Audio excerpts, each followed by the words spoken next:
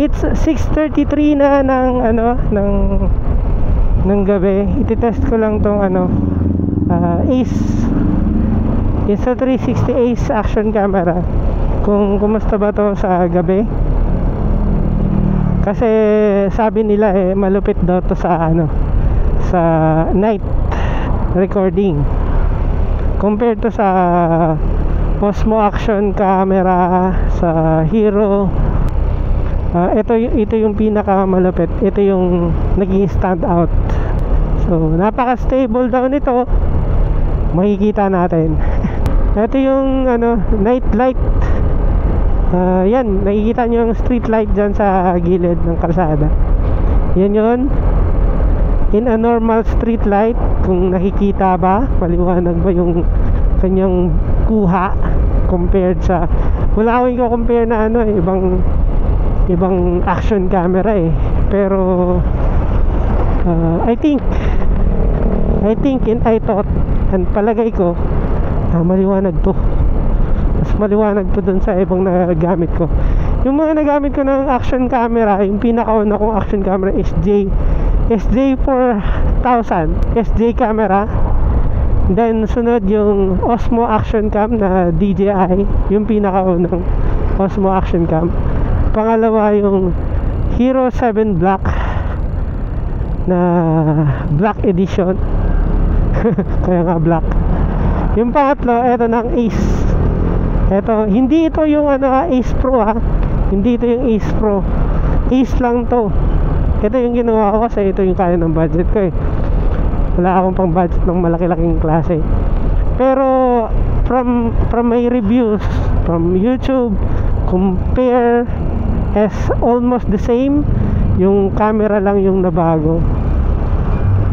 Kasi Leica camera yun Eto, hindi ko alam, basta Insta360 camera yata to. Ayan, malinaw, palagay ko napakalinaw nya. Kasi nakikita ko rin dito sa aking helmet mount, chin mount. Nakikita ko rin siya, hopefully malinaw siya. Ipopost, pag pinost ko, hindi naman ako mapahiya. May nararamdaman talaga akong parang nagbabibrate sa makina. Sana lang hindi maging problema yung aking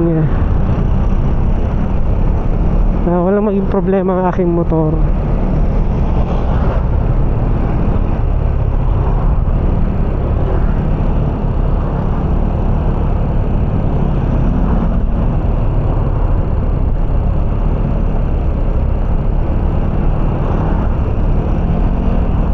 Naliligo na tayo dyan sa kaliwa. Medyo madilim dyan, walang masyadong street light. Dito pa nga lang, dito sa part na to wala tong street light.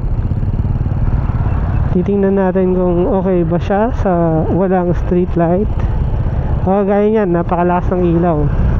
Gagana ba yan? Okay ba siya?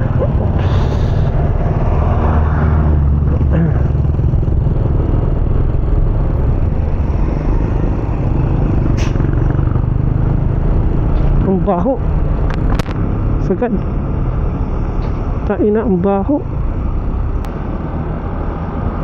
Hindi ako makaka-overtake. Ang dami meron. Hindi makaka-overtake.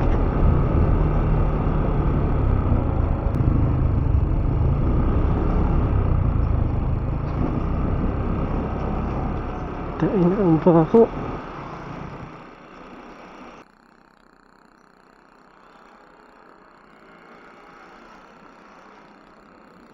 Overtakean ko rin. Sobrang baho, grabe. Ano kaya laman nun, parang basura. Ang baho ng truck, grabe. Nangangati na ilong ko. Hindi ko alam kung kuha sa action camera, pero titingnan natin sa post production. Ilalagay natin to sa DaVinci Resolve. Yan yung i-editor natin, yung DaVinci Resolve Black Edition. Yun yung kayang-kaya kasi yun ng napakagaan niya gamitin. Nadami na ng e-bike dito, tingnan nyo. Yan oh. Nasa likod ko. Ang dami pa oh. Parang tricycle na kasi yan eh. Ha? Gumagalaw yung ano ko, manibela ko. Hindi naman. Akala ko gumagalaw eh. Kasi pag gumagalaw yung manibela ko, malamang flat yan.